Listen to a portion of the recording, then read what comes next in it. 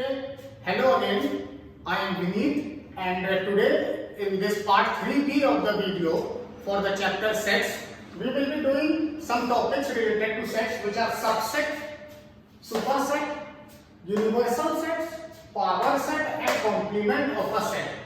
Okay, these 5 topics we will be covering. What are their meaning and what is their Venn diagram representation. Okay, so we will do this thing. Now, first thing, subset. Suppose two sets are there, A and B.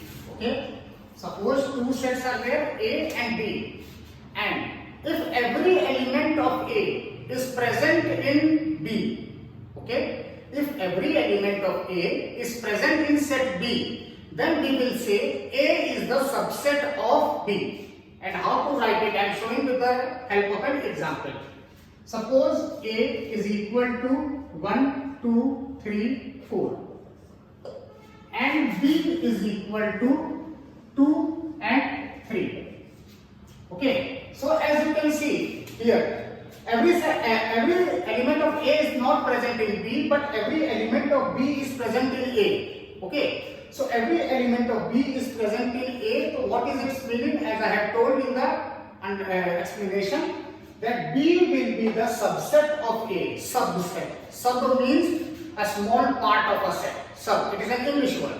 Okay, so B is a small part of A. So we will be writing this in this form, B, and this is the symbol of subset. B is subset of A. Now, you have to keep in mind this symbol where it is opened, okay, and where it is closed. Where it is closed, that will be the subset. This is the subset. And where this symbol is open, that will be the superset. This will be the superset.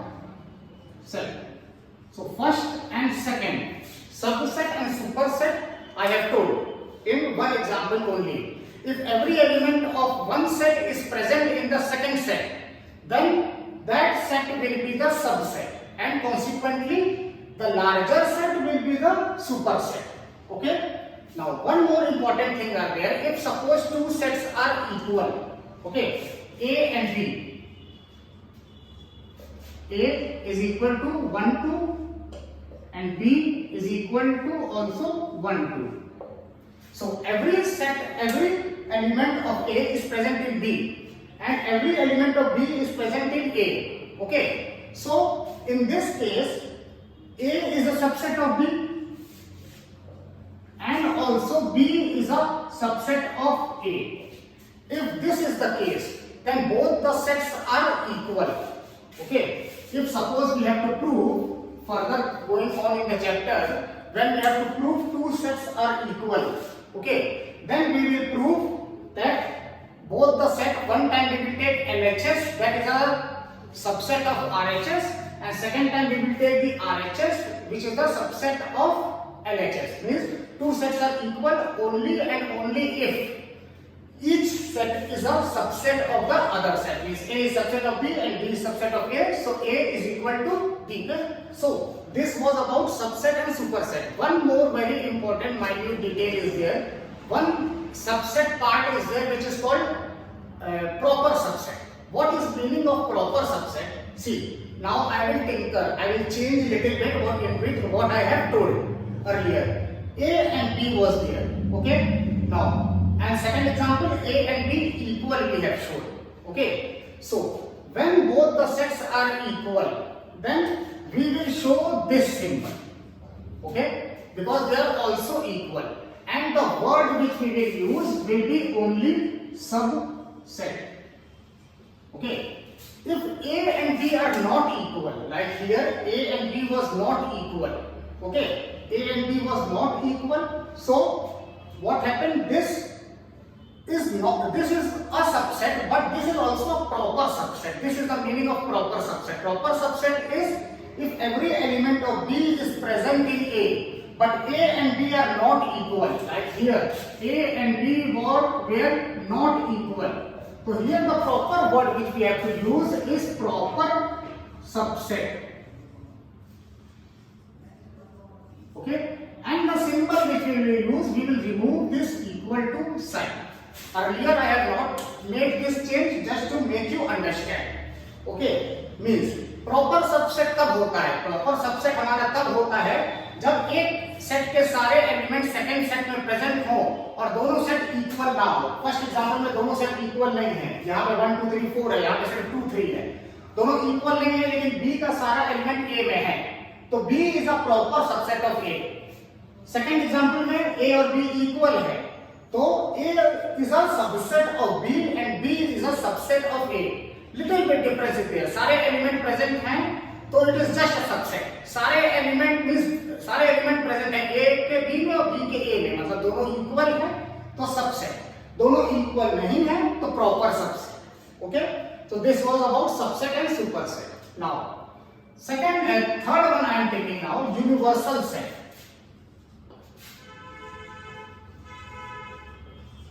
अच्छा, before universal set subset का representation, Venn diagram representation बता दें। Like first example B है, ठीक है, B का सारा element A में है, तो this will be the diagram. Suppose this is B and this is A, तो B के सारे एलिमेंट A में हैं, तो this is the representation of subset. इसी तरह से सुपर सेट का भी रिप्रेजेंटेशन यही होगा। ओके, दैट जो भी सबसेट रहेगा सेट, वो हमारा सुपर सेट के अंदर बनता है। जैसे हमने बनाया B सबसेट है तो A के अंदर बना है।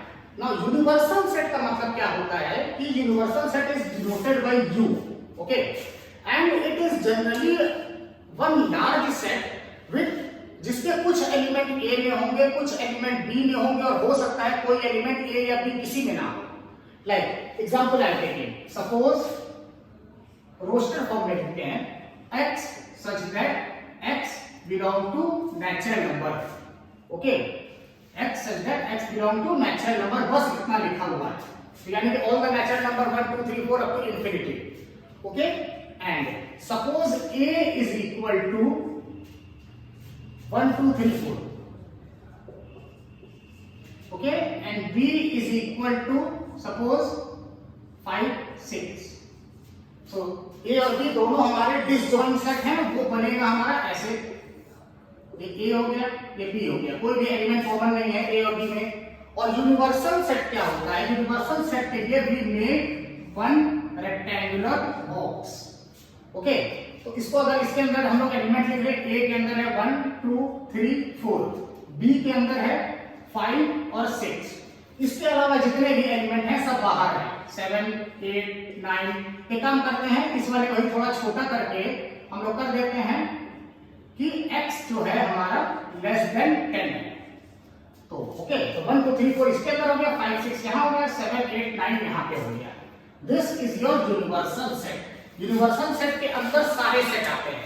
ओके, नाउ जैसे एग्जांपल ले लें, नेचुरल नंबर का लिया, अब हम लोग ले सकते हैं रियल नंबर का एग्जांपल। कोई भी नंबर अभी तक जो हम लोग पढ़े हैं वो रियल नंबर होता है, कॉम्प्लेक्स नंबर में हम लोग नहीं पढ़े हैं। तो रियल नंबर एक प्रॉपर यूनिवर्सल सेट है, जो कि सारे सेट का जो है, अगर नंबर्स के फॉर्म में सेट हैं तो सारे सेट का वो यूनिवर्सल सेट होगा। It will become more clear when we will do some questions की यूनिवर्सल सेट के ऊपर। ओके, पावर सेट का मतलब क्या होता है? Power set. Okay, now power set एक ऐसा सेट है, ओके, पावर सेट एक ऐसा सेट है जो एक सेट के सारे सबसेट को कंटेन करता है, सारे सबसेट को कंटेन करता है। इसका एग्जांपल हम बता के अच्छे से बताएंगे। Now suppose A is equal to 1 2। अब हम लोग मान लो इसके सबसेट लिखते हैं, ये फर्स्ट का ही पार्ट है। Power set is also a form of subset, only subset is a broader topic here. तो इसके सबसेट अगर हम लिखेंगे 1 2 के, तो पहला सबसेट होगा एम्प्टी सेट। एम्प्टी सेट जो है सारे सेट का सबसेट होता है, एम्प्टी सेट, ठीक है, या नल सेट, 5 से जिसको लिखते हैं नल सेट। ओके, नेक्स्ट इसका सबसेट होगा 1। ओके, नेक्स्ट सेट इसका जो सबसेट होगा वो होगा 2। ओके, नेक्स्ट सेट इसका जो सबसेट होगा वो होगा 1 2, क्योंकि हम लोग वर्ड सबसेट यूज किए हैं, प्रॉपर सबसेट नहीं यूज किए हैं। अगर प्रॉपर सबसेट वर्ड यूज होगा तो ये 1 2 नहीं आएगा, क्योंकि ये इक्वल हो जाएगा, इक्वल नहीं होना चाहिए प्रॉपर सबसेट के केस में। तो all the subset subset of A 1 2 are null set 1 2 and 1 2।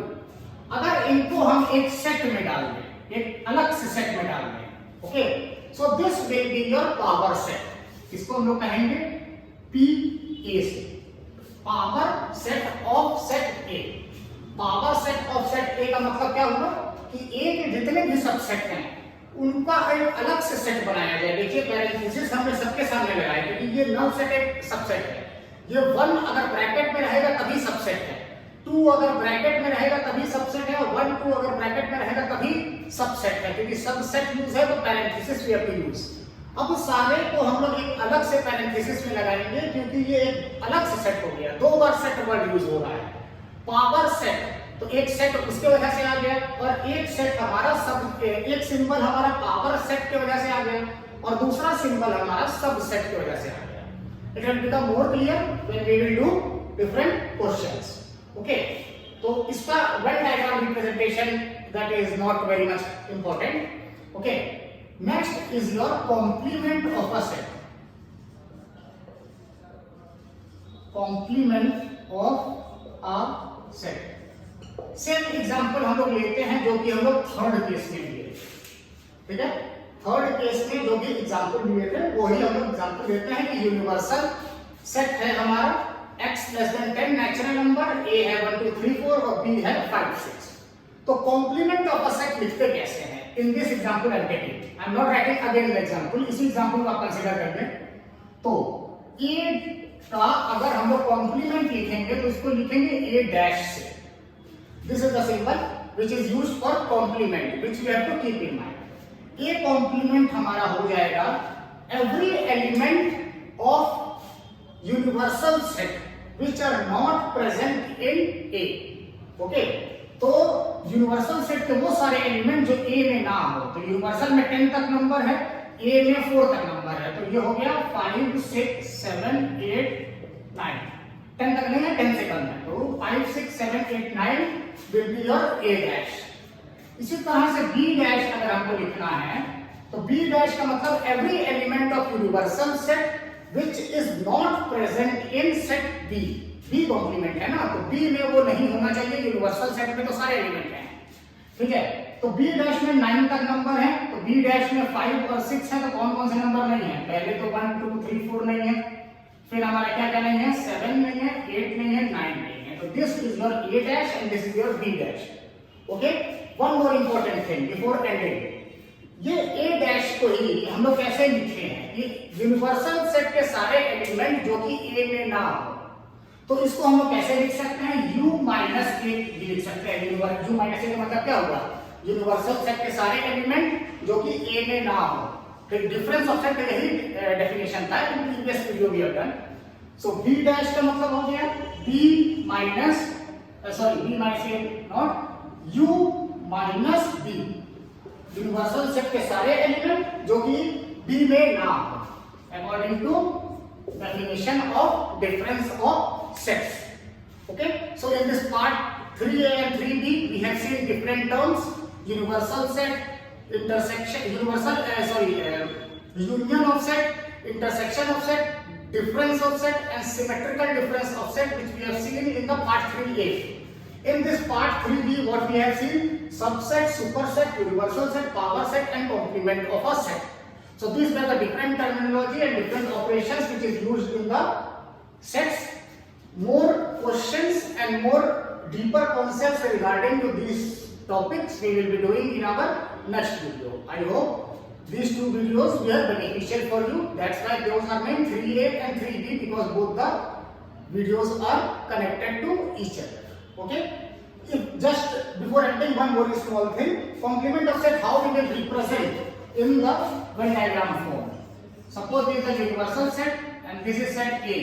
So A dash representation will be all the elements of U which are not present in set A. ये हमारा A है। इसी तरह से universal set है, complement of B, तो ये B है, ये U है, तो यूनिवर्सल सेट के सारे एलिमेंट जो कि हमारे B में ना, ये हो गया हमारा B dash. Okay, so thank you for today.